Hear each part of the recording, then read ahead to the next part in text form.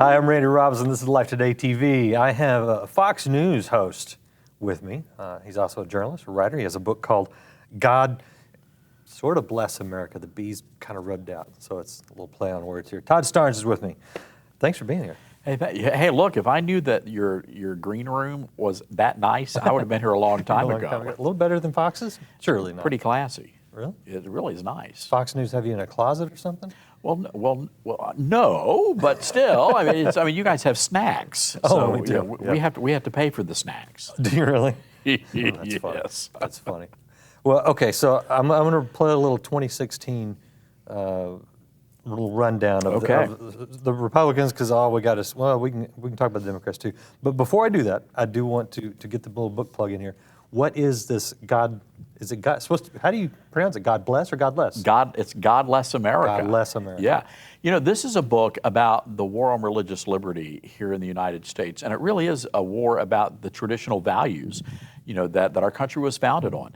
You know, no matter who you are, when you go back and read the founding documents, it's very clear that everything was flavored through that Judeo-Christian lens. And unfortunately, we've lost that in the country. And so I wrote this book, 270 some odd pages that I believe demand a verdict. You know, I'm a big fan of Duck Dynasty, one of my favorite shows on TV. And one day I got to thinking about it. You know, I sort of feel like a Duck Dynasty guy living in a Miley Cyrus world, you know, where right is wrong and wrong is right and values are topsy-turvy. And that's really what the book is all about, putting all that together and saying, hey, folks, here's what's happening in your country. Now, what are you going to do about it? Now, you know, I watch Fox News. Got the app, right? So I follow. Are you guys kind of conflating a lot of these issues? I mean, is it really that bad out there? Or are you taking just sort of off cases and making a big news story about it? I mean, is it really that much of an attack? Well, I think it really is. You know, just a few weeks ago, there was a story about the Atlanta fire chief, a guy named Kelvin Cochran, strong evangelical Christian. He did a lot of work with Franklin Graham and his ministry. Chief Cochran wrote a book about biblical morality, and part of that had to deal with the issue of homosexuality, just about a half a page of the entire book. And once the city found out about that, Chief Cochran was suspended for 30 days without pay, and they investigated the chief, and then he was fired. Seriously? He was fired. This man was fired because of something he wrote for a men's Bible study group at his church. These are real issues, and that's really what this book is about. It's not about bashing a politician. These are real stories about our fellow countrymen who are facing attack. I don't call it persecution. I mean, you know, people here in America aren't getting killed or slaughtered, but they are facing attack, and there really is an effort underway to marginalize and, quite frankly, silence the Christian voice in the public marketplace, and I just think that's wrong. I'm going to have to read God Bless America to get informed on all that kind of things. Thanks for fighting the good fight on that front.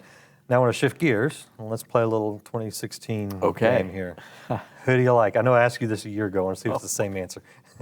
Oh, my goodness. Well, look, I still like Mike Huckabee, Governor Huckabee. And I really believe coming out of the last 8 years, going into whoever's going to be our next occupant of the White House, I believe we're going to need someone who can truly rally the country. And I have firsthand seen Governor Huckabee do that. You know, this is a man who has a deep and abiding faith in God. And I believe that that we need someone like that in the White House, someone who is not afraid to get out there and say that, you know what, everything I do is flavored by my faith in Christ. Yeah, and that's part of, I think, what's going to be the thing they're going to go after. They already have. Yeah. I mean, they already have. Even establishment Republicans. You know, I wrote a commentary that's really caused a bit of angst, where I go after the establishment Republicans.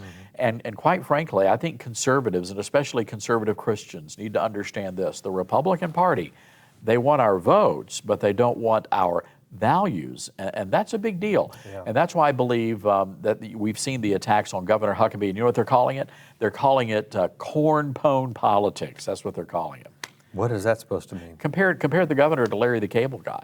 Really? But you know what, Randy? As long as somebody, whoever it is, as long as they get it done or get her done, Right. that's okay. Yeah. That's okay. Who else is good in the field, or maybe in the field, because we don't really know all We of don't them. know. And I mean, there are a lot of unknown variables. We do know that Mitt Romney has decided to pull out for whatever reason. Look, I think that folks are going to be looking at Jeb Bush, and say what you will about Jeb Bush, but I think when you look at someone who has strong conservative credentials, go back and remember the Terry Schiavo situation. This is a man who stood firmly on the side of life. So, but again, he has issues with things like Common Core, which is a big issue. Another person that I'm really excited about, though, and I'm still sort of getting information on, is Scott Walker, the governor of Wisconsin. He could be the dark horse in this, in this race to 2016. Could be. He's done a lot in a very Democrat state. He has, and people are already attacking him. He didn't finish college, and so that could be a good thing nowadays. Look, I think that's a great thing. I mean, just think about this. Look at what all the guys from Harvard and Yale have done to the country over the past 12, 16 years. Yeah, and how many great, successful people, especially in the world of business, didn't finish college. Give me somebody who went to community college. Let's give them a shot at running the White House and see what happens. Let me throw a few more. Oh, you're in Texas, so Rick Perry. Wow, I really am a huge Rick Perry fan. And again, I mean, if you're looking at someone who's had that leadership experience of running a state, done a great job at it. I mean, look, job growth. I mean, what you guys are doing here in Texas is amazing. And again, I think I truly believe that as bad as things are, I believe the answer is to have a strong leader in the White House who has a spiritual backbone as well. And he does. And he's one of those individuals who does. He absolutely does. I can tell you firsthand. Can he win a debate? Geez, Lou, got to stay off the Tylenol, but I think possibly. No, you know what? I understand. I mean, he had some serious back issues, and I think just about everybody listening has had that moment when your back is sort of cinched up, and you remember how painful that is. Imagine that happening while you're at a debate, or you're. I mean, look, I get it, but I think he is going to have to overcome that, and that's a big obstacle. So look, if he decides to jump in, I think the first couple of debates going to be pretty important for him. Should Ted Cruz jump in? Well, that's up for Ted Cruz to decide. Maybe I'm getting older, but I'm wondering if maybe we don't need people who have more life experience in the White House. And I say that, when you think about Ted Cruz and Marco Rubio. And even then, Bobby Jindal. But again, Bobby Jindal has had leadership experience in the governorship. He has carried his state through crises, and we have seen his leadership in action. So, I mean, am I saying, is it impossible? Well, of course not. But I will say this. Nothing's impossible with Obama in the White House. True. But just think about this, though. Even if it's Cruz or Rubio, they both, at this point in their lives, have more experience than Obama did when he ran for the White House. So. Right. Who else is out there? Rand Paul. Senator Rand Paul. Yes. It's interesting. There's a big debate going on right now about the measles and whether you should be vaccinated or not, and I don't want to get into that, but it's interesting because Rand Paul and Christie have had to sort of backtrack on statements, regarding their position on that issue. And I think that is symptomatic of a bigger issue. Where do you stand on the issues? Rand Paul especially is going to have to clear up this relationship with Israel, and quite frankly, his foreign policy. What is that going to look like? Are we going to be more isolationist under him, or are we going to be involved in what's happening overseas? So I think both of those guys have those issues that they're going to have to address with voters. I actually heard Senator Paul speak 2-3 nights ago, and more cautious on the world stage would be the answer to that. And I think he is. And again, I think he's presenting himself and shaping himself so that he can be more attracted to a much broader audience.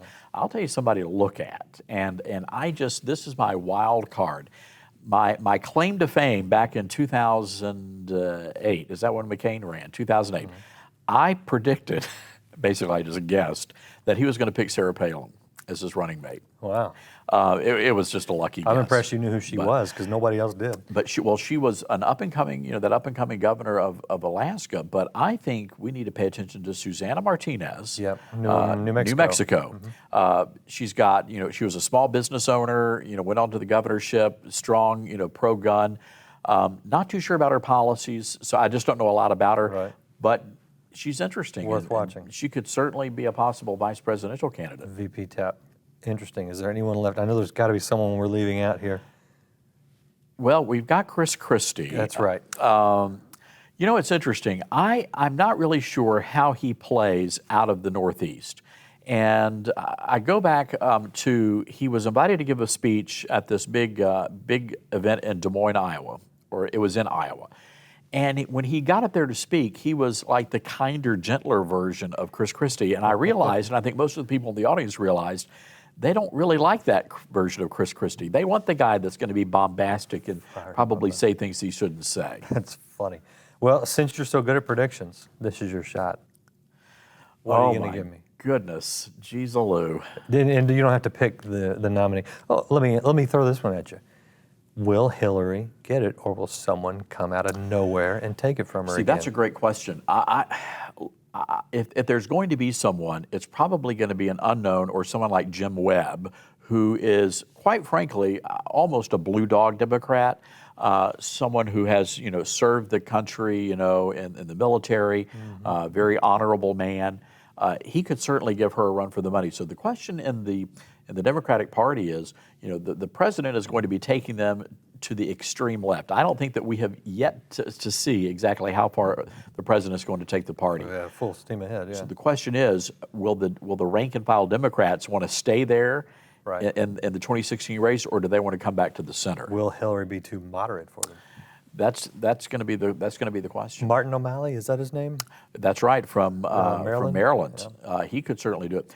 Joe Biden, so is he really going to run? he probably will. Well, yeah, he'll make some great. He'll make it interesting. He'll make for some great comedy sketches down the road. So. Yeah, just don't go out shooting with him.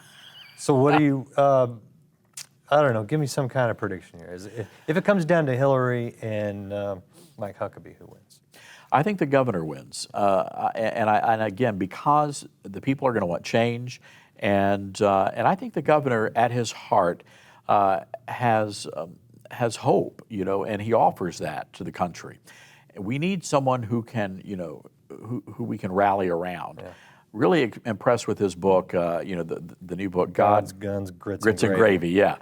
Great book title, but at the same time, it really does explain who he is. Mm-hmm. We need somebody that can lead us back to that, that shining city on a hill. Yeah. So when you look at the big crowd of Republicans, who is it in that crowd that can lead us to that?